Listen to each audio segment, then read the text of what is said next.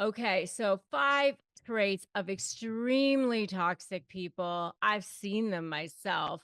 I've seen them punch walls. I've seen them do all kinds of crazy things, and I can spot them a mile away. And I want you to be able to spot them a mile away. So make sure you watch all the way till the end because I'm going to be giving you each one of them, and I'm going to save the best one till the end. All right. So, number 5 trait of extremely toxic people is they never take responsibility for their actions. It's always project and deflect. Project and deflect. It's always someone else's fault, right? It's always someone else. It's never their fault. And boy, have I seen this. They're so good at making it someone else's fault, making sure that someone else gets to take the blame. And, this is something you definitely see a lot with narcissists,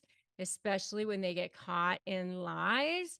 And I definitely have a video on that. What happens when you catch a narcissist in a lie? They project and deflect. It's someone else's fault. And they never take responsibility for their actions. And part of the reason why you see narcissists never take responsibility for their actions is because they have that fragile inner sense of self, that fragile sense of inner child, inner self, which is like if they take responsibility somehow for themselves, then it takes away from who they are. Then it takes away from, somehow they fall apart, somehow they don't survive.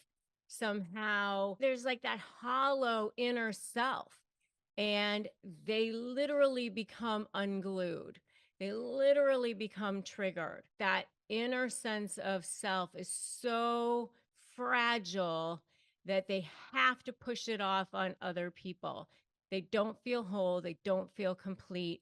And so that's why they never take responsibility for their actions. That's the first trait of extremely toxic people. So if you have one of those people around you that just never takes responsibility, then run for the hills. Number 4 is people who are very critical, always making you wrong, always making you feel like you're small, always making you feel like you are to blame for their problems.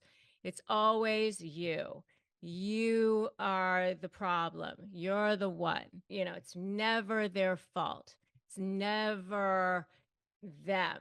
They don't have to ever take responsibility for anything that they do, and you're the one that triggers them. You're the one who has the problem. They're very critical, extremely judgmental of everything around them. They don't like anyone. If that's how they are, there's something very wrong. But they're always making you feel small, you feel bad. And if you're around them and you are constantly feeling small and bad, then you know that they're probably extremely toxic. You want to be around people that when you walk away from them, you feel lighter, you feel better.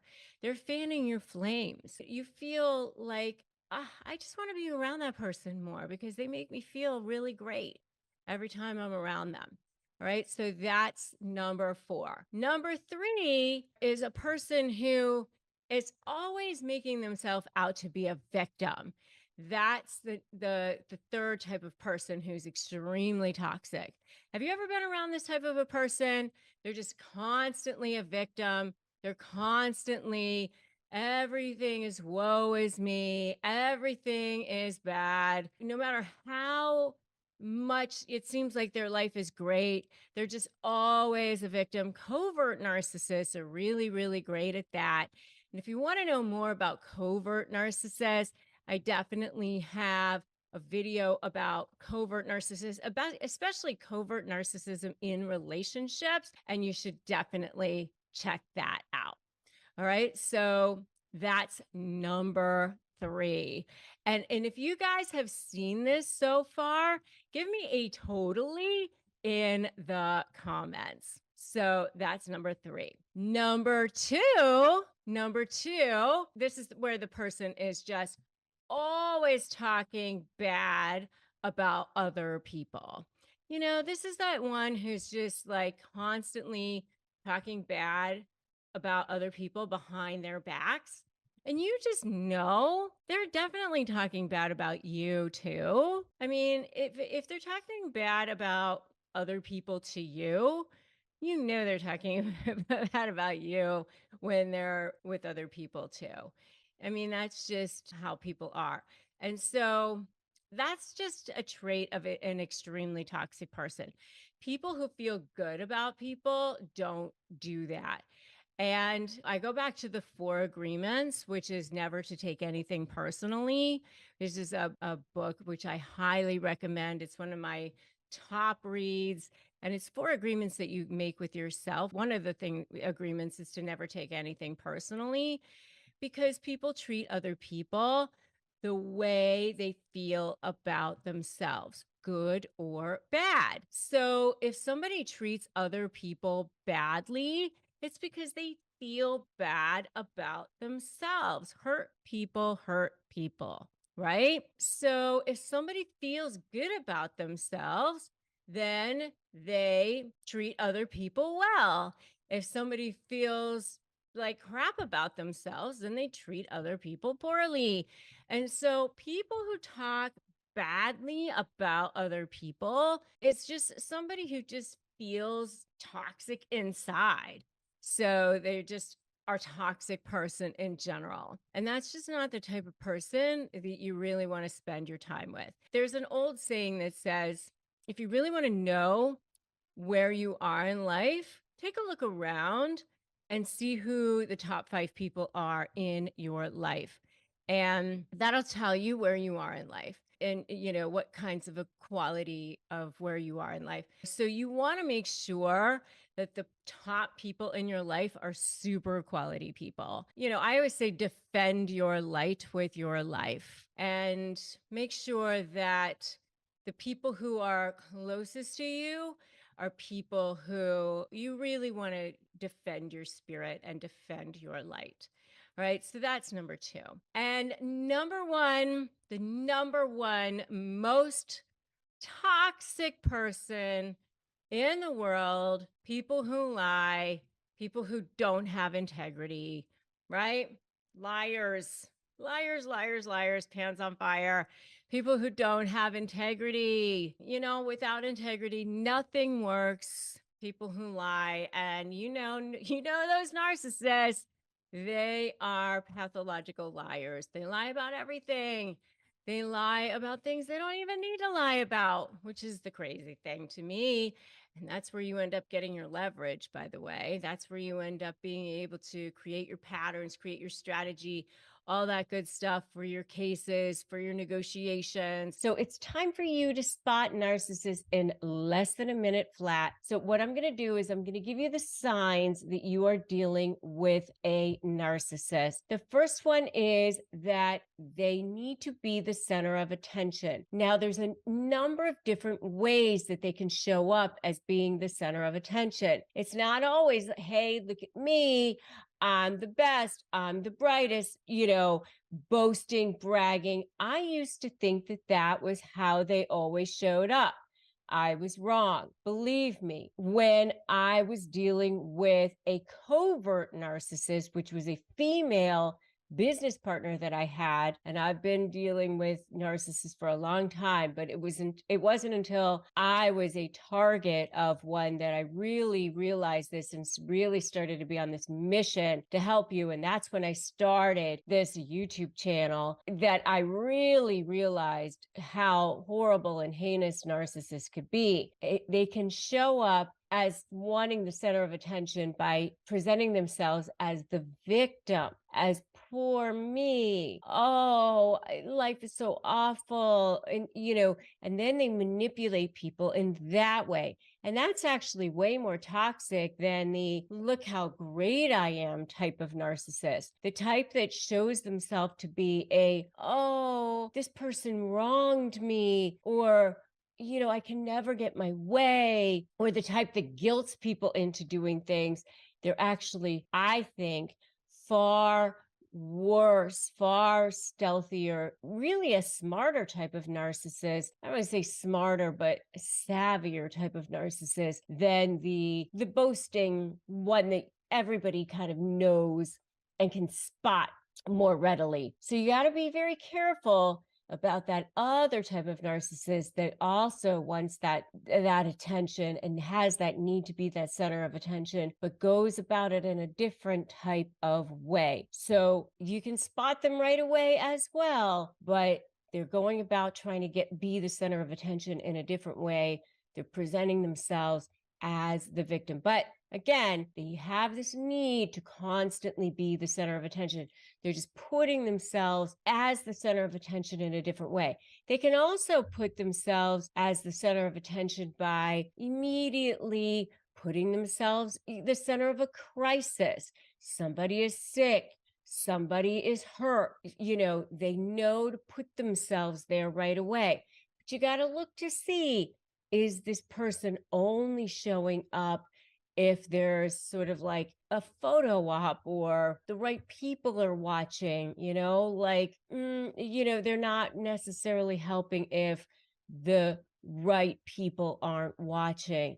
That's the kind of thing that I've noticed about covert narcissists as well. They have this need to be the center of attention. Are they not helping the people in the hospital or the cancer patient or whatever if they don't think they're going to get credit for it, that sort of thing? I know that sounds horrible, but that's what really happens with these narcissists. Okay. So that's number one. And by the way, if you are negotiating with a narcissist in any sort of situation, and you're trying to figure out how to do it and you're not really sure what to do, I do have a free Crush My Negotiation Prep worksheet, which you can get at crushmydeal.com. And I encourage you to get it. It's a free ebook, crushmydeal.com. The second thing that you can do, that you can spot, the second way that you can spot a narcissist is, they're always going to be presenting as super charming, super persuasive, especially when they want to get something. They really know how to mirror you. They know how to look the part of charming, persuasive. They're usually well groomed, good looking, well spoken, and they usually know how to read whoever it is that they want to get something from, especially at the beginning of a relationship. They definitely know how to turn that on. But even as the relationship goes on, as that bloom is coming off the rose, if you're starting to come on to them and you're starting to realize, oh, you know what, maybe I don't even want to be in this relationship anymore, they start to go, oh, well, let me snap this person back into my life. Then they pull you back in by turning that charm back on, by being persuasive again, by saying the things that you want to hear. And it's also known as future faking or something like that.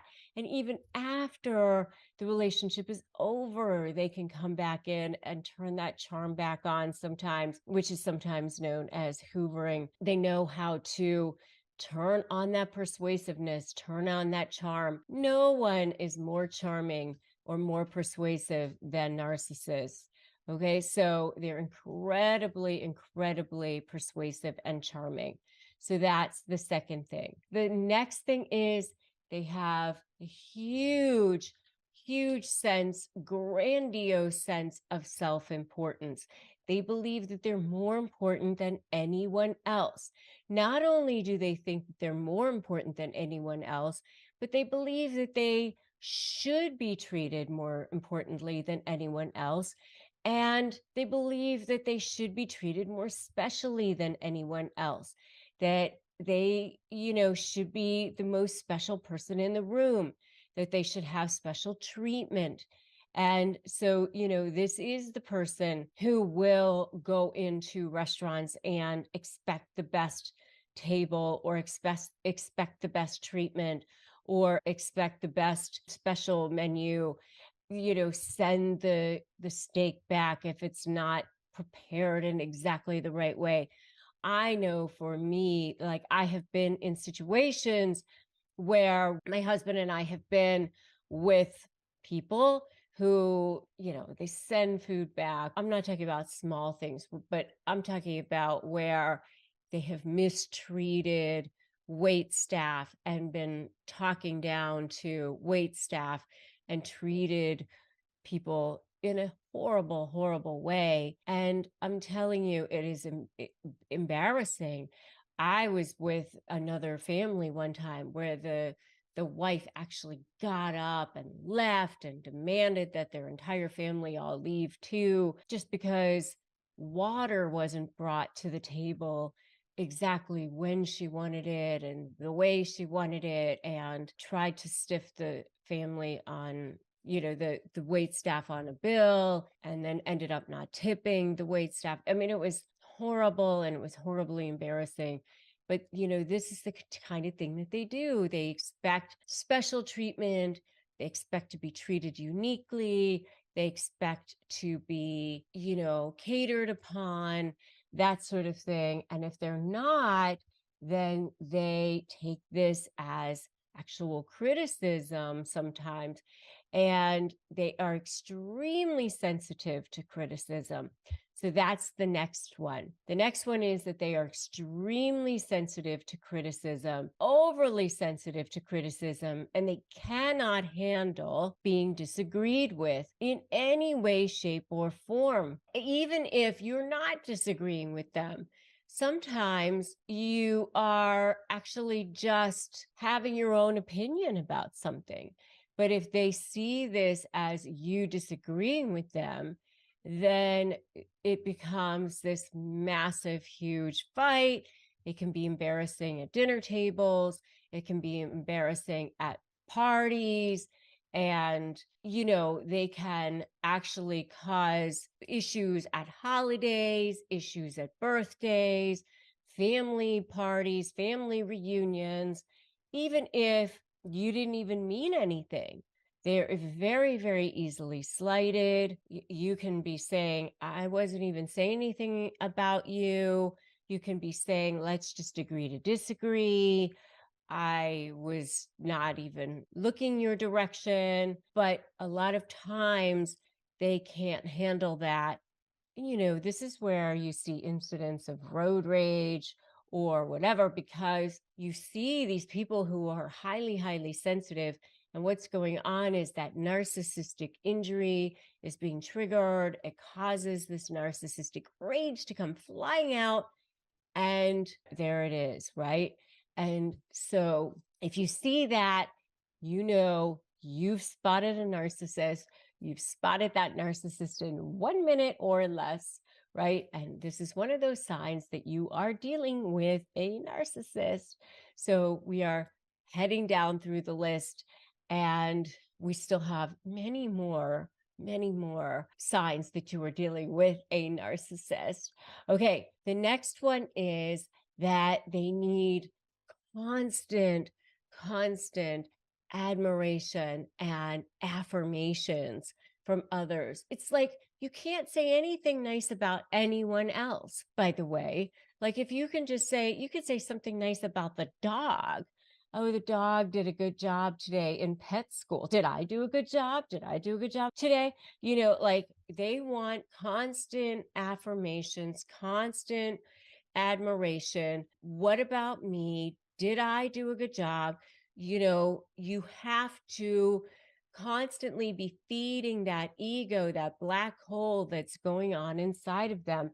It's exhausting, quite frankly, to be around these people, because you have to almost be constantly be thinking about their ego and how are they going to be taking things, and how are they going to be handling it if you do this or if you do that.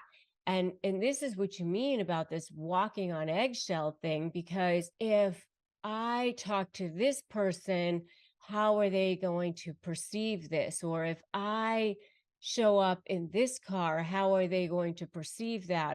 Every single thing is going to have to be filtered through how is this person going to be perceiving this? Because you have to be constantly thinking about this person's ego, right?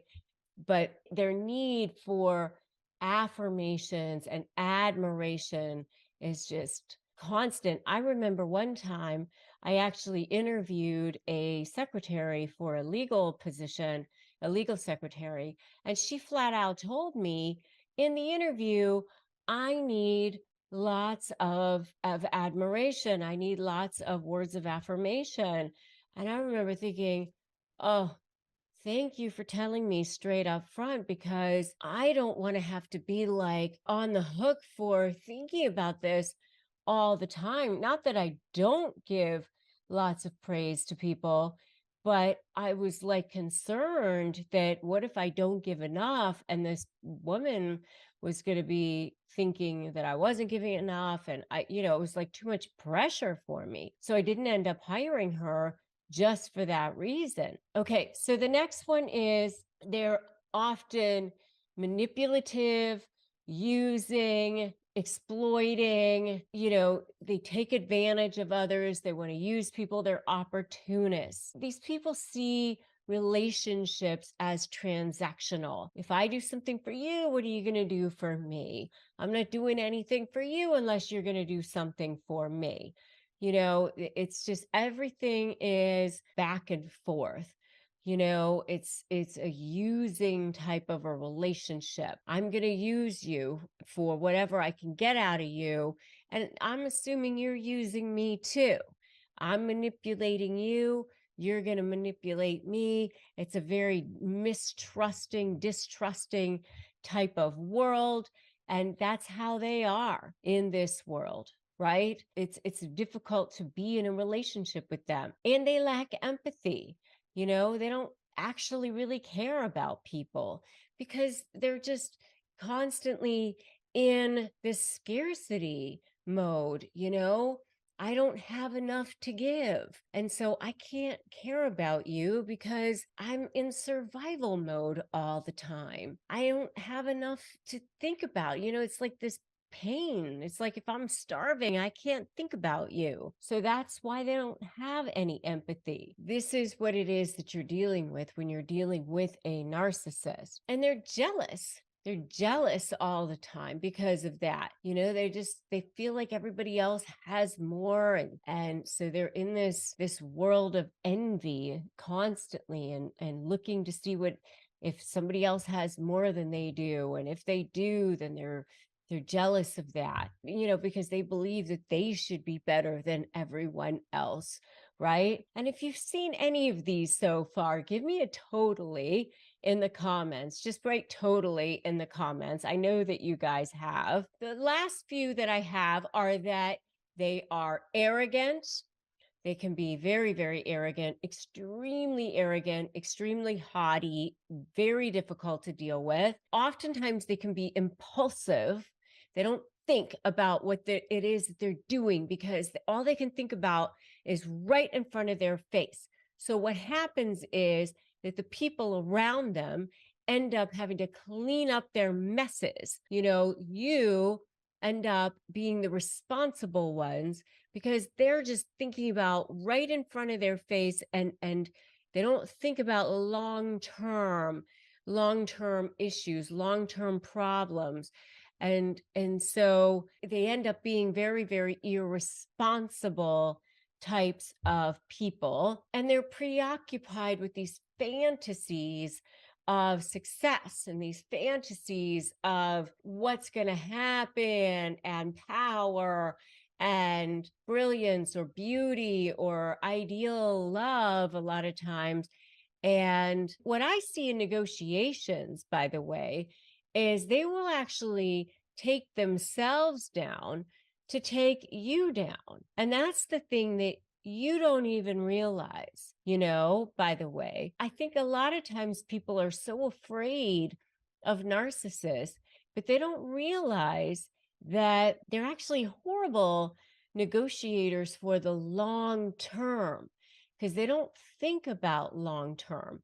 They're actually very impulsive. They just think about, how can I get this person right now?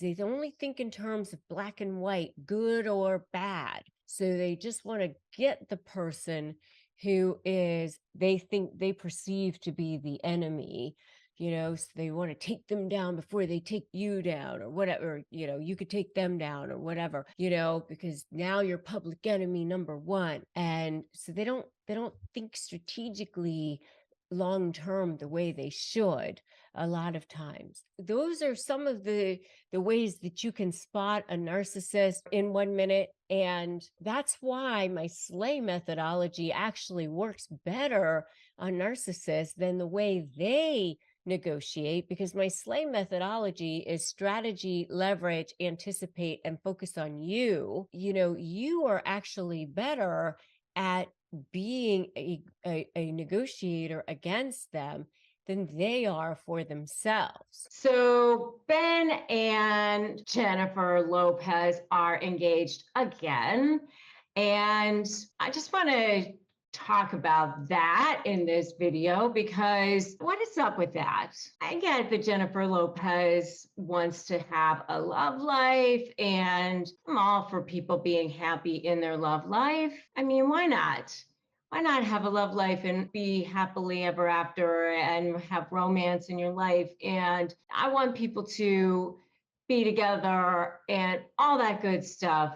Totally. And they should be together if they want to be together. But what is going on with her? And Jennifer is a master at orchestrating her career, I do have to say. I mean, she went from being this dancer and this backup dancer, all of the things that she's been able to do and accomplish and be at the pinnacle and have acting and singing and remain at the top of her game and stay looking incredible. And kudos to her. She looks amazing. But that's all the reason why all of this is actually very puzzling to me, because her love life is, quite frankly, a mess. She goes from one guy to the next all the time. She's all over the place. And the guys that she chooses sometimes are just very puzzling. And, she has to be married or engaged all the time. And what is up with that? It's like she cannot be alone. I just want to break that down. Is she a narcissist? Is Ben a narcissist? I think that there's some red flags going on here, and I just want to talk about them. So, for one thing, she just cannot be alone. She cannot be alone. And why is that? It's like she has to have a man in her life at all times. Like there's no break at any moment, like not even one day in between when she's dating. And then there's like overlap at all times. So, literally she's breaking up with A-Rod and Ben is swooping in.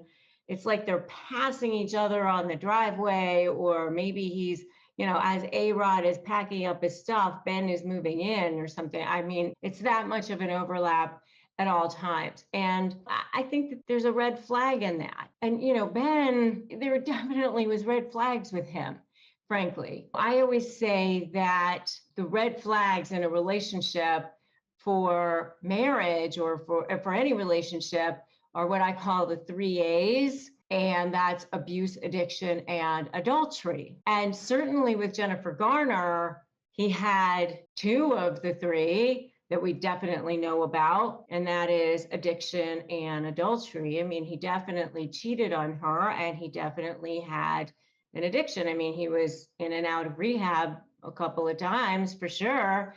He had an alcohol addiction for sure. And so as far as this whole relationship, they just got engaged. Why does she have to get engaged? Why does she have to do that? I mean, why can't she just be? Why can't she just go the Oprah route or the Goldie Hawn route and just chill for a little bit? She's got beauty, she's got money, she's got power. She doesn't need to have this love bombing sort of whirlwind looking at rings, this whole, now we're shopping at Tiffany for rings, but it's the publicity, it's the attention, it's the I'm caught up in the whirlwind of it. And that's the narcissism of it. That's the attention of it.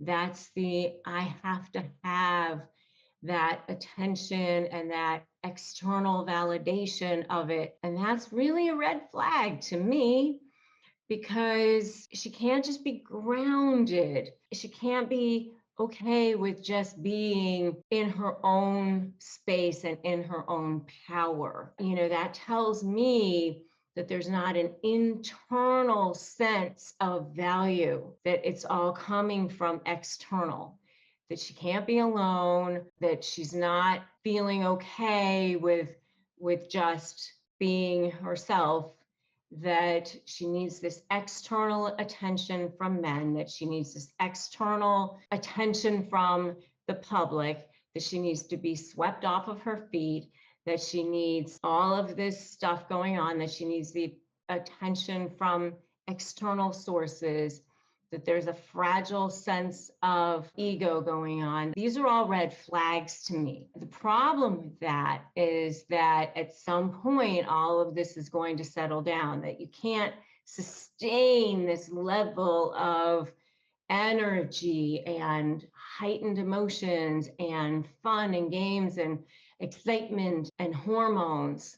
You can't sustain that. Let's look at his side of the equation. Same thing. Here he's getting all of this attention from, I've got J-Lo back on my arm and I'm getting attention for that. There were red flags on his side of the equation too. He came out at one point and blamed Jennifer Garner for his addictions and said he was trapped in the marriage and that's why he was an alcoholic. Everybody knows that you can't do that, that you have to take responsibility for your own addictions, your own sobriety. You can't make other people wrong for your own addictions. You, as an addict, have to take responsibility for your own addictions. So that's a huge red flag to me. And that's extremely narcissistic as well. And he was a cheater. So what's the next shiny object going to be for him when all of this settles down? Is he going to go out and cheat again? So when all of the dust settles on this, and maybe they have this massive lavish wedding that gets written up in People magazine or whatever it is, and the dust settles, because it will eventually, and they won't be on page one of everything and being the center of attention, then what? Now they actually have to dig in and actually be in a marriage, which is a lot of work. I've been married for 22 years. I've been in the same relationship with the same guy for 24 years. It's a lot of work, the everyday thing. It's not all butterflies and rainbows every day. You actually have to do the hard work. And if you're a narcissist who wants all the attention all the time, and you want all of the romance and being swept off your feet, and you want to be worshiped, and you want all of that, it's not going to happen every single day, especially when you've got two massive egos and you both want to have big careers and you both want to have a lot of attention from everybody. That's going to be a big problem for both of them. They've got 5 children between them. That's a lot to juggle and a lot to handle, plus 2 exes and all of that. So I don't know. We'll see how it goes. But my guess is that there's some massive red flags going on here.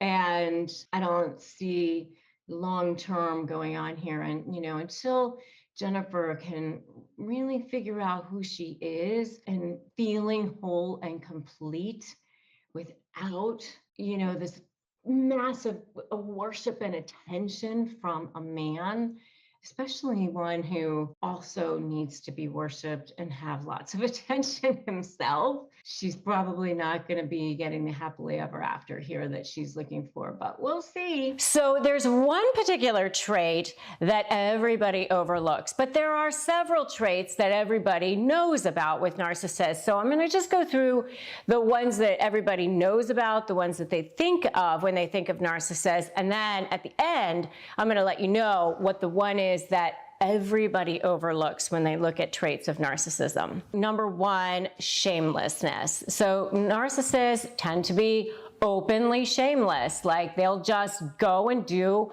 whatever they want. I mean, there's just certain things that narcissists do that I just am so surprised by. You know, I knew a narcissist one time who would just come into our law office and just come right behind the desk and come right into one of our offices and not even ask. And, you know, I find myself with narcissists sometimes thinking, wow, I would never do that. I mean, there's just certain things that I would never do that narcissists end up doing. So, but they're just completely shameless in that way. So another trait of narcissism is entitlement. So they feel entitled to anything. They think that they should have the best seat in the house, the best restaurant, the best this, the best that. They should have the best spot in you know, a show or something. If they're in a show, you know, whatever it is, they should be the best. They should have the best. And, you know, even if they're not entitled to it, even if it's not something that they earned or something that they're even qualified for, they don't care about that. It's just like they should have it. So entitlement and also shamelessness, they're kind of like two little hands that fit together, but you know, slightly different, but definitely they're shameless and they feel entitled. So the next one is magical thinking. This is where they just keep going. They don't even look at the path of destruction that they've created. They don't really care. They just imagine the world and look at the world and interact with the world in the way that they want to see it. So it can really definitely be difficult when you're negotiating with a narcissist in that sense. And because, you know, you give an offer, they come back with a counter offer, you go back with an offer that incorporates some of the things that they've already, you know, agreed to, and now all of a sudden they say they never agreed to that, and that sort of thing. It's all this magical thinking. It's part of the gaslighting, and it's just how they think. They just live in their own form of reality. Another trait that they have is envy. They're often very jealous of people. They're very jealous of other people's accomplishments. They can't really congratulate people or be happy for people. They feel like life isn't fair. How come they got it? I should have it. They don't really like when somebody else is getting attention that they feel like they should have. They're just very, very jealous. Sometimes they're jealous of people that they don't even know. Like, they'll be watching something on TV and think, oh, why does that person have that? And why does, you know, who do they think they are? You know, I mean, they're just jealous and envious in all different facets, including, of course, in their own personal relationships. It comes from this place of lack. They are not abundance thinkers. They are scarcity thinkers. So, you know, if anybody has anything else, they don't think that, oh, I could do that too, or I could have that too, or how great for them. You know, that's their thing. That's something that's wonderful for them. It has nothing to do with me. They definitely do not think that way. It's very much a jealous, envious, small-minded way of thinking. And if you are so ready to move on and create a new life, give me a "so ready" in the comments. Okay, so the next one, and we're leading up to the one that most people overlook, is exploitation. They're users. They like to use people. Every single person is looked upon as, what can I use? What can I get? You know, why am I even going to be talking to you at all? They're always sizing people up to see if they are going to be a good form of supply for them. And if you want to know more about narcissistic supply, check out my video on narcissistic supply. But supply is anything that feeds their ego, and you definitely are going to be looked upon by a narcissist in terms of what can you do for them.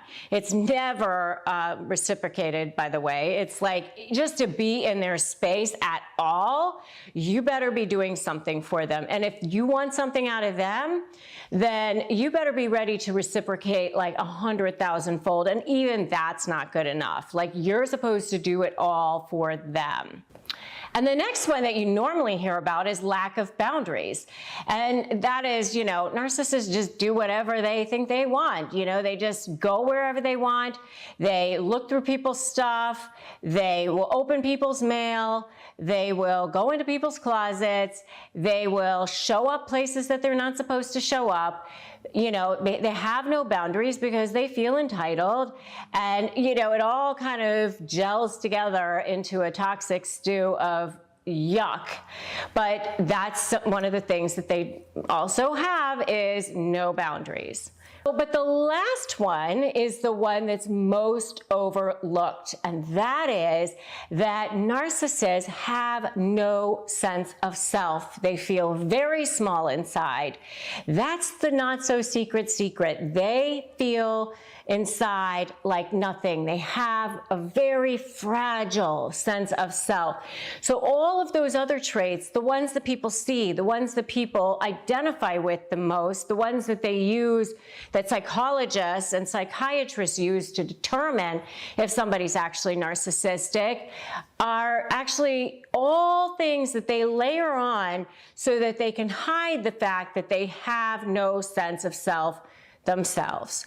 And so they make it look like the Wizard of Oz, and they build all this stuff around them to hide the fact that they are feeble, small, scared, and that you are actually the stronger one. And that's the thing that I really want you to understand when you're negotiating with them. You actually, the biggest scam in the world is that they have you thinking that you're the one who's weaker.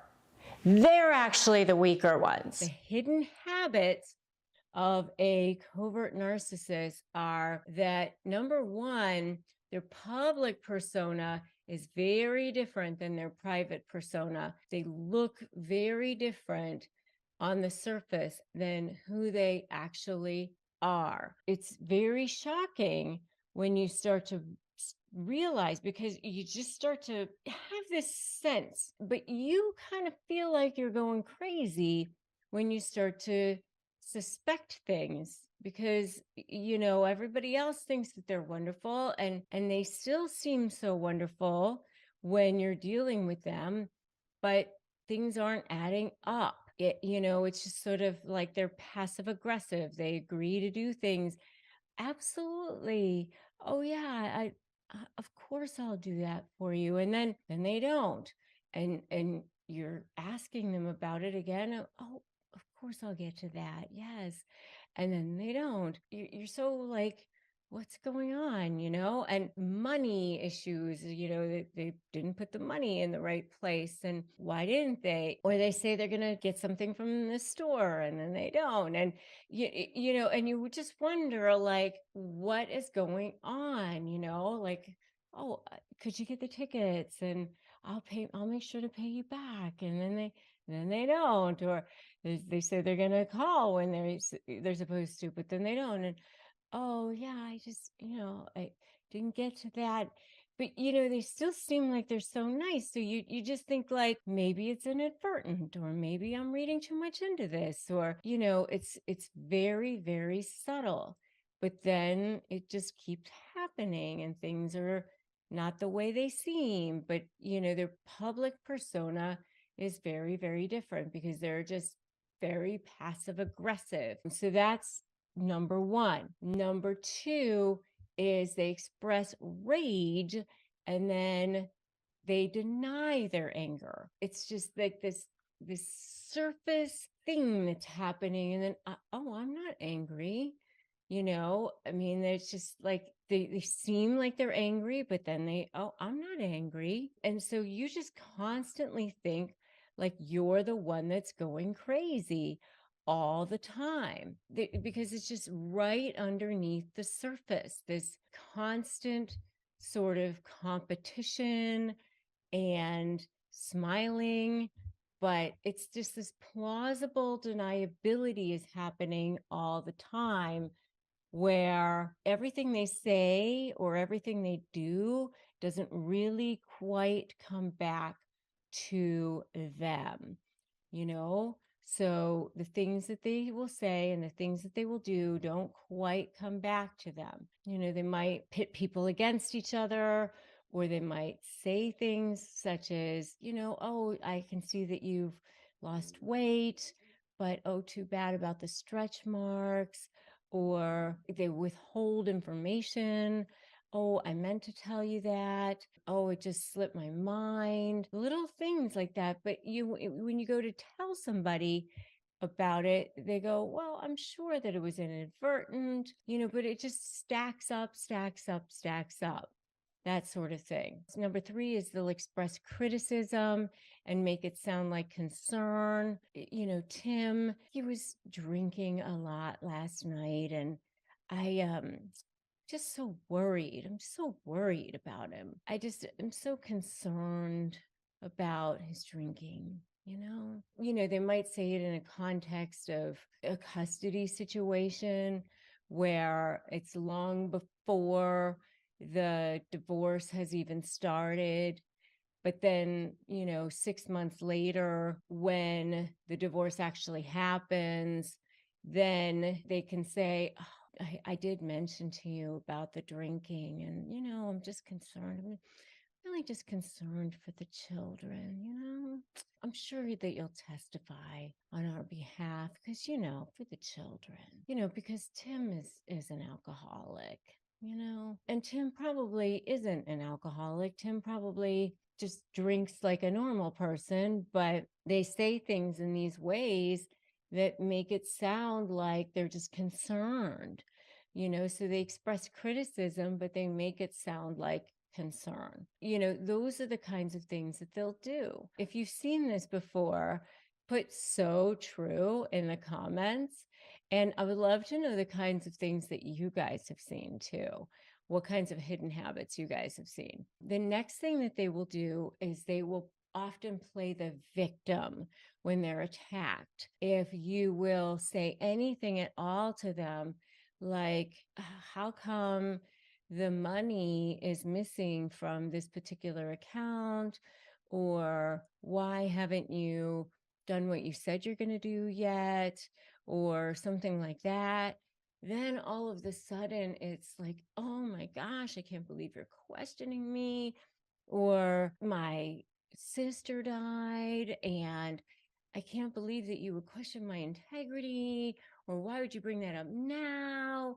And, they play the victim, they start crying or something. They totally shift it so that they're the victim when they're attacked. All of that, like they're always the victim. Covert narcissists are excellent at being the victim and getting everybody else to think that they're the victim. I mean, that is the one thing about covert narcissists that they're very, very good at.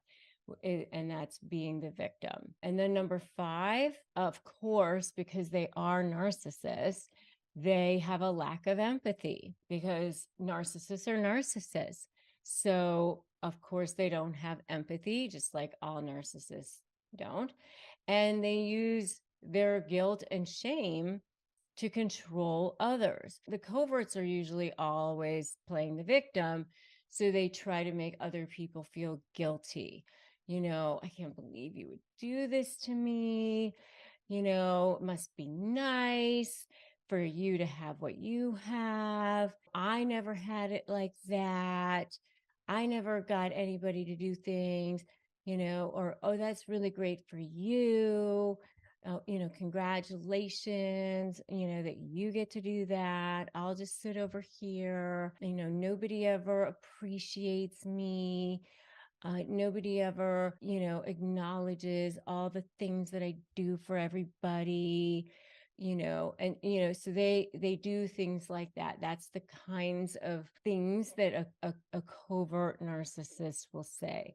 So they'll do things for people, but then they expect like a lot in return. And they have a lack of empathy for others and for what others are doing for them. So those are the kinds of hidden habits that you guys might see in covert narcissists. Really, really difficult to be in a relationship with a covert narcissist. They will drive you into the ground. They will suck the life out of you. They will suck your soul dry. I have been there. I have so been there. And it is absolutely painful, ruthless, and you will be up at night and feeling so drained. There's no doubt about it. So there's one particular trait that everybody overlooks, but there are several traits that everybody knows about with narcissists. So I'm going to just go through the ones that everybody knows about, the ones that they think of when they think of narcissists. And then at the end, I'm going to let you know what the one is that everybody overlooks when they look at traits of narcissism. Number one, shamelessness. So narcissists tend to be openly shameless. Like they'll just go and do whatever they want. I mean, there's just certain things that narcissists do that I just am so surprised by. You know, I knew a narcissist one time who would just come into our law office and just come right behind the desk and come right into one of our offices and not even ask. And, you know, I find myself with narcissists sometimes thinking, wow, I would never do that. I mean, there's just certain things that I would never do that narcissists end up doing. So, but they're just completely shameless in that way. So another trait of narcissism is entitlement. So they feel entitled to anything. They think that they should have the best seat in the house, the best restaurant, the best this, the best that. They should have the best spot in you know, a show or something. If they're in a show, you know, whatever it is, they should be the best. They should have the best. And, you know, even if they're not entitled to it, even if it's not something that they earned or something that they're even qualified for, they don't care about that. It's just like they should have it. So entitlement and also shamelessness, they're kind of like two little hands that fit together, but you know, slightly different, but definitely they're shameless and they feel entitled. So the next one is magical thinking. This is where they just keep going. They don't even look at the path of destruction that they've created. They don't really care. They just imagine the world and look at the world and interact with the world in the way that they want to see it. So it can really definitely be difficult when you're negotiating with a narcissist in that sense. And because, you know, you give an offer, they come back with a counter offer, you go back with an offer that incorporates some of the things that they've already, you know, agreed to, and now all of a sudden they say they never agreed to that, and that sort of thing. It's all this magical thinking. It's part of the gaslighting, and it's just how they think. They just live in their own form of reality. Another trait that they have is envy. They're often very jealous of people. They're very jealous of other people's accomplishments. They can't really congratulate people or be happy for people. They feel like life isn't fair. How come they got it? I should have it. They don't really like when somebody else is getting attention that they feel like they should have. They're just very, very jealous. Sometimes they're jealous of people that they don't even know. Like they'll be watching something on TV and think, oh, why does that person have that? And why does, you know, who do they think they are? You know, I mean, they're just jealous and envious in all different facets, including, of course, in their own personal relationships. It comes from this place of lack. They are not abundance thinkers. They are scarcity thinkers. So, you know, if anybody has anything else, they don't think that, oh, I could do that too, or I could have that too, or how great for them. You know, that's their thing. That's something that's wonderful for them. It has nothing to do with me. They definitely do not think that way. It's very much a jealous, envious, small-minded way of thinking. And if you are so ready to move on and create a new life, give me a "so ready" in the comments.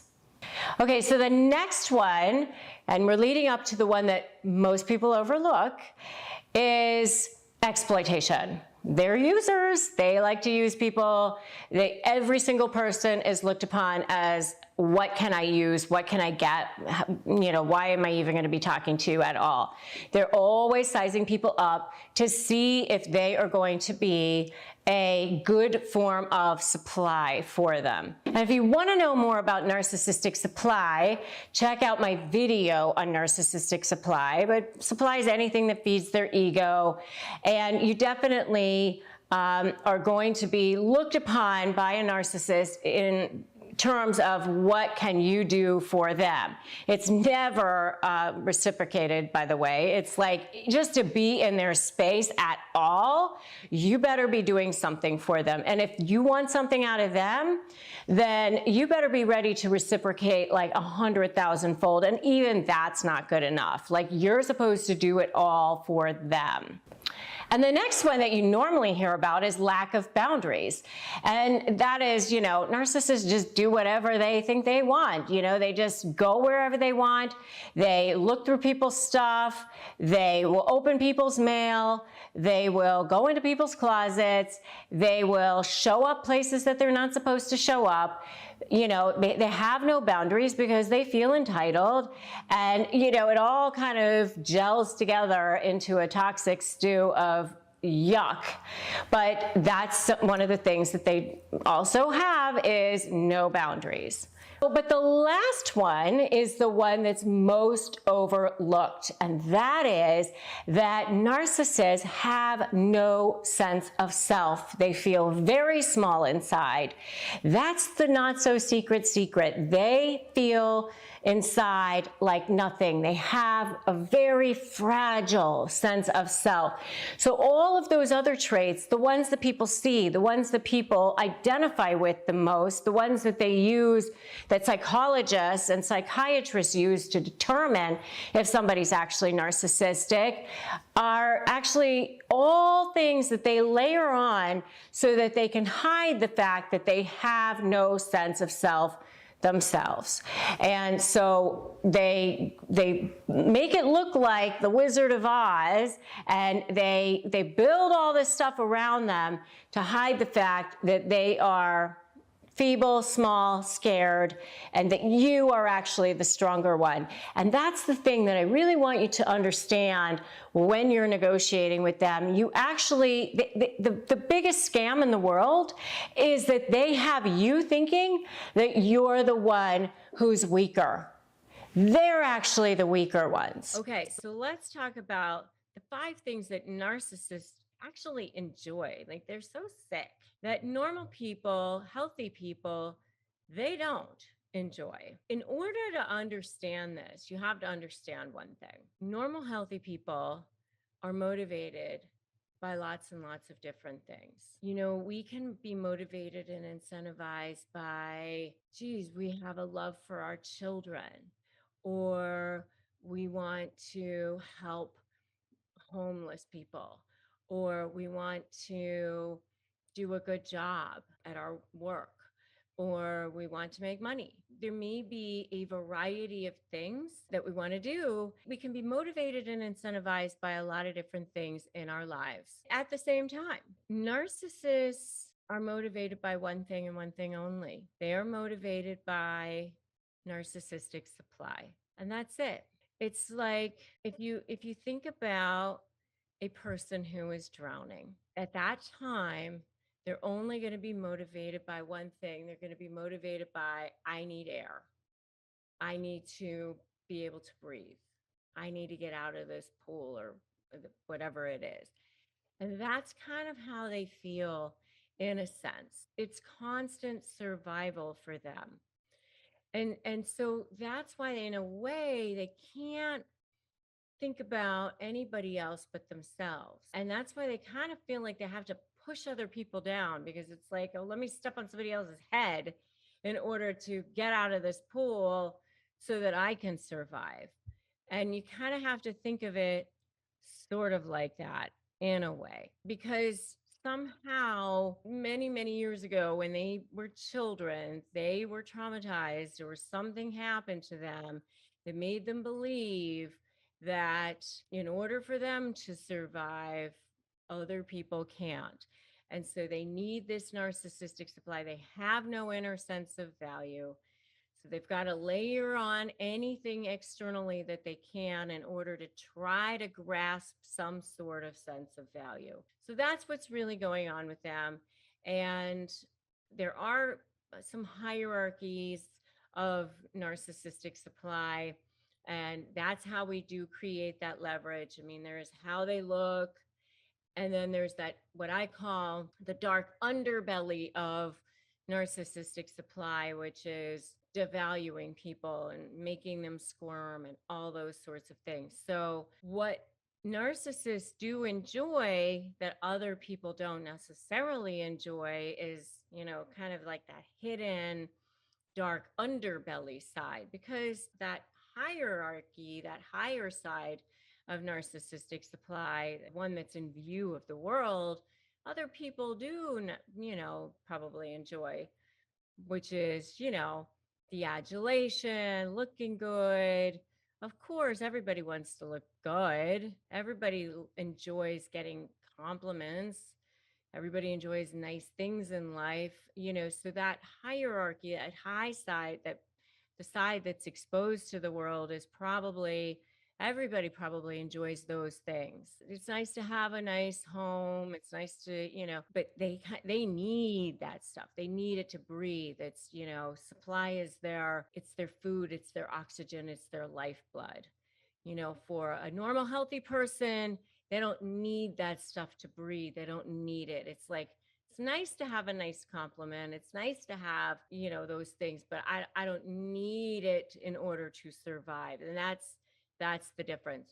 So things that they enjoy that normal people don't is, number one, watching you squirm, and that's why the negotiations never end, because they enjoy watching you squirm. They enjoy that process of watching you be intimidated.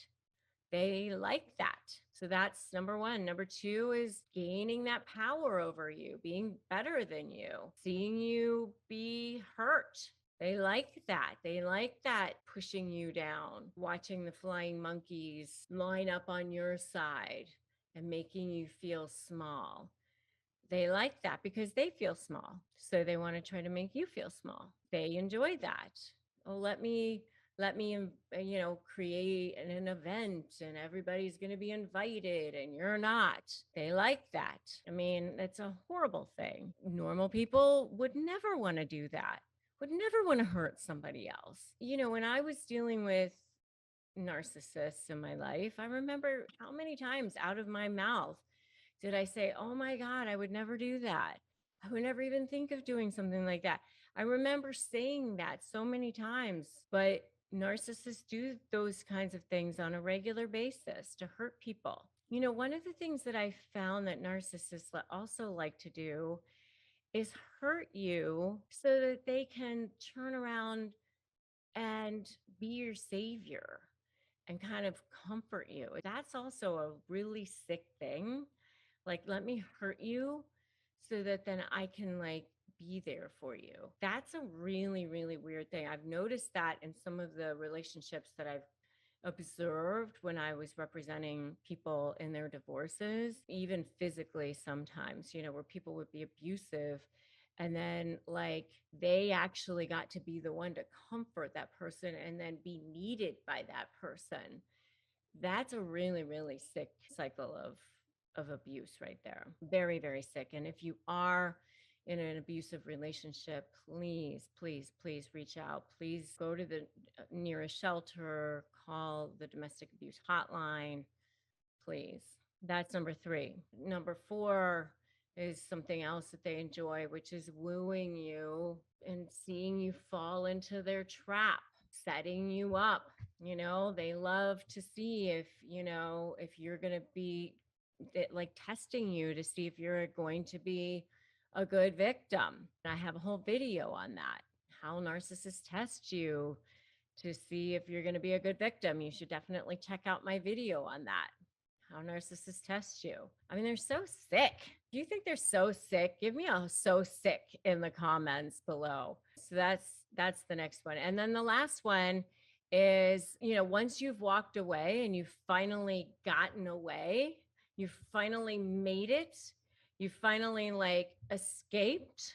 They love to see if you've actually escaped. They love to see if they still have control over you. They enjoy the fact that they can boom, little DM into your little inbox over there. And can they hook you? Can they bait you back? Do they still have control over you? Can they get you to come back into the lair? Oh, by the way, heard our song. Did you see this? Or, oh, you look good. Whatever, to see if you're still going to be a form of supply for them. So they enjoy having control over you. They enjoy having power over you. They enjoy having you be a source of supply for them. That's the bottom line. That's something that narcissists enjoy that normal, healthy people don't. They enjoy all of those things. And it's super sick, but they're not mentally healthy people. And that's the bottom line. And so if you're negotiating with them, you can't think of them as mentally healthy people, and you can't interact with them in that way. You have to come at them and come to the negotiation from a different perspective. You're going to have 7 ways that you can 100% rely on narcissists. There's lots of things that you can rely on narcissists not to do, but what can you 100% rely on them to do?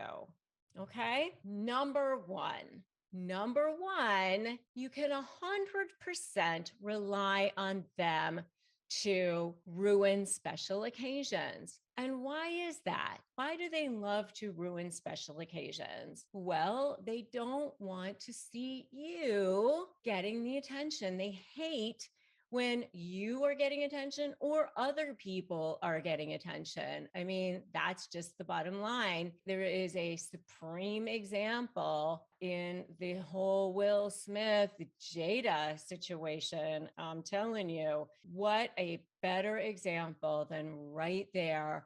Here it was, the pinnacle of his career. He is supposed to get his Oscar, and Chris Rock is there. He's supposed to make jokes about celebrities. That's his job. And, I get that this is my opinion, but, he makes a joke about Jada's bald head. And everybody knows at this point that 2 days before the Oscars, she had made a TikTok video that said, I don't give 2 craps about this bald head. She said she didn't care about it. Chris Rock says something about the bald head, and everybody's laughing, including Will Smith. And what happens? She gives him the look. If you had read Will Smith's book, you know that he was triggered by that because he didn't protect his mom, or he felt like he was supposed to have protected his mom when he was 5 years old, 6 years old, 7 years old. And his father, he had beaten his mom when he was a kid, and he felt like he should have been able to protect her. And so when Jada gave him the look, he was triggered by that. And so there he goes, and he goes up there and he does this thing, and she ruins that special occasion for him. But I've done other videos on YouTube about that, why narcissists love to ruin holidays. I highly encourage you to check those out. Why do narcissists love to ruin holidays? Why do they love to ruin your birthday? Because they can't stand for other people to be getting that attention. They just absolutely drives them crazy because other people are taking that supply away from them. So you can 100% rely on a narcissist to ruin special occasions. That's number one. Number two, the next thing that you can 100% rely on a narcissist to do is treat strangers better than you. You can 100% rely on that because it's that face, right? That outward thing where they are 100% want to look better than to the outside world. That's that diamond level supply that I talk about. That is more important to them than what's going on inside, because, they don't have that internal sense of value. So they're constantly trying to feed their emptiness inside and trying to feed it from external sources is better than internal sources. And so, because they already have you right there, and they can treat you poorly, degrading you, debasing you, and controlling you, and they get a sense of supply from that as well. So that's another form of supply that they're already getting from you. So by adulate them, like, in other words, they want the strangers to give them adulation and compliments and that sort of thing. And if they can get that from the strangers, oh, you're so wonderful, you're so amazing, all that sort of thing, well, then that's even better from their perspective. So that's why they treat strangers better than you. And so you can definitely 100% rely on that. They want strangers to think that they're wonderful. They're basically love bombing the strangers all the time. So you can 100% rely on that. So the number three thing that you can 100% rely on a narcissist to do is project and deflect. They will always project and deflect, meaning they're not going to take responsibility. So, even if you for sure show like you were supposed to do this thing, or, I used to have people who would work for me or whatever, and they were supposed to complete a task or whatever. Oh, it was always somebody else. It was somebody else's fault. It was always something happened or whatever. They can never, ever, ever take responsibility, project and deflect it, or it's your fault. If you had just been better, or if this had just happened or whatever, they can never, ever, ever take responsibility. And part of that is because they don't have any sense of self-worth. They don't have any sense of value.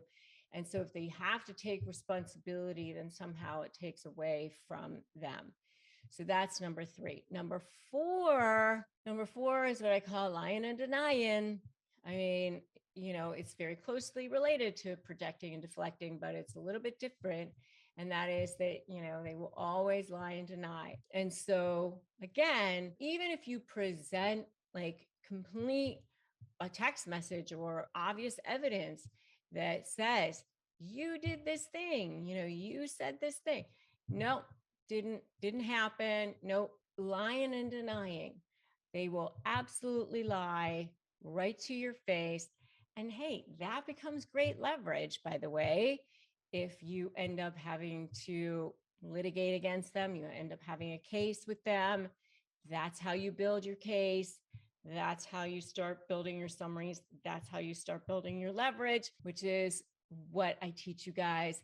And if you want to know more about what happens when you catch a narcissist in a lie, definitely have a YouTube video on that. Highly encourage you guys to check that out.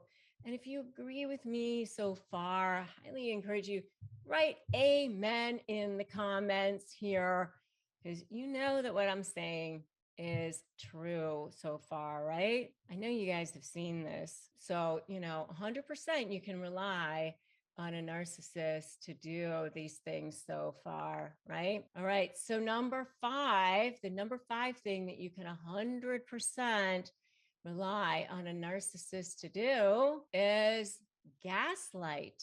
All narcissists gaslight. Whether you're dealing with a covert narcissist, a grandiose narcissist, a malignant narcissist, whatever supreme kind of narcissist you're dealing with, you can 100% rely on a narcissist to gaslight. They all gaslight. So what is gaslighting? Gaslighting is when they're trying to make you think you're crazy. They literally are trying to basically say that what you're seeing with your eyes, what you're hearing with your ears, what you're experiencing with your senses is not true. is not happening, is not what you're experiencing. And it literally eventually makes you think that you're crazy. I mean, I've been honest and candid with you guys in the sense that I have dealt with narcissists in my own life, not just in my law practice, which obviously I've seen a ton of them in my law practice as well, but I've had to deal with a couple of covert narcissists in my personal life. I had one as a business partner, and my husband and I had one in our family.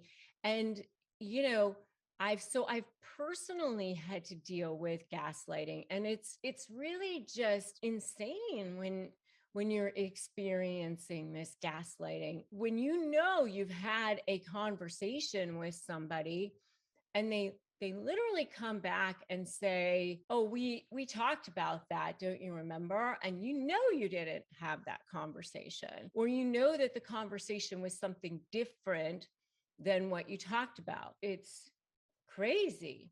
Or when they're presenting something that's completely different. I've actually seen it in court. I've actually seen lawyers who will say, "This is what the court order said." And the court order says something completely different. And even when presented with what the court order actually says, they'll say, "Well, I know that's what it says, but that's not what it says." And trying to convince the judge that it says something different, even though in black and white it'll say something different, just to try to see if they can get the judge to be convinced. And sometimes the judge will be convinced. I mean, it's pretty powerful, this gaslighting sometimes. So it's a scary kind of a tactic when somebody can be that influential, and especially when they're working on that person all the time. It's a tactic to destabilize you. It's a control tactic, and they've used it daily, day in and day out over time and over years. It can definitely be very, very effective. So that's number 5, and that's gaslighting. So number 6 of the 7 things that you can 100% rely on a narcissist to do is love bombing. And I also include in here, this number 6, future faking, narcissist faux apologies. You know, some people say apologies. I call them faux apologies, FAOU, because they're fake apologies, which they use when they're needed. It's all a manipulation. Everything is a manipulation. Everything they do say, every time they try to love bomb you, it's a manipulation. Every time they try to future fake you, it's a manipulation. It's all a game. It's all meant to manipulate you. It's all an attempt to manipulate you. And this I insert here at number 6 for a reason. The reason why I'm inserting it here at number 6, right before number 7, which I haven't gotten to number 7 yet, and you need to stay until I get to number 7 for a reason, is because this is where you're like, "Oh my God, I can't take it anymore. I'm out of here." You're plotting and planning to get the heck out of there. And if you're in a romantic relationship, you're packing your suitcase, maybe you visited the divorce attorney. If you're in a business relationship, you're finally like, "Okay, how do I get out of this thing?" And now they come back. Now they start to realize, "Oh, they're leaving. My supply is walking out the door." So they start to love bomb you again. Now they start to future fake you. Now they start to apologize because they don't want their supply source to leave. "Oh, things will be better." Or they start to do the things that they were supposed to do in the first place. This is what I saw in my business relationship with the person that I was in the relationship with. All of a sudden, the person started doing all the things that she was supposed to do before. You know, she started completing all the tasks that she said that she was going to do and then never had done. For me personally, I was like annoyed because I thought, "Oh, so you did know that what you were supposed to do, you just weren't doing it." So that, for me, that wasn't helpful. But for other people, you know, who are in an intimate relationship, they could get sucked back in, and oftentimes very much are, because they hear what they wanted to hear, especially, if you've invested a lot of time, you have children, maybe financially you're tied. This is where they're really, really good at saying exactly what they need to say in order to charm that person back into the fold. So 100%, you can rely on a narcissist to get that person back, because they don't want to see their supply source gone. Not that they love you. Don't confuse number 6, the love bombing, the future faking, or the faux apology, with love. And it can be very, very confusing. Don't confuse this with they actually have affection for you, they love you, they want you, or anything like that. This is definitely a manipulation. All right, number 7, we made it to number 7. Number 7 is you can 100% rely on them to drain the life out of you, because they are sucking all of that energy from you.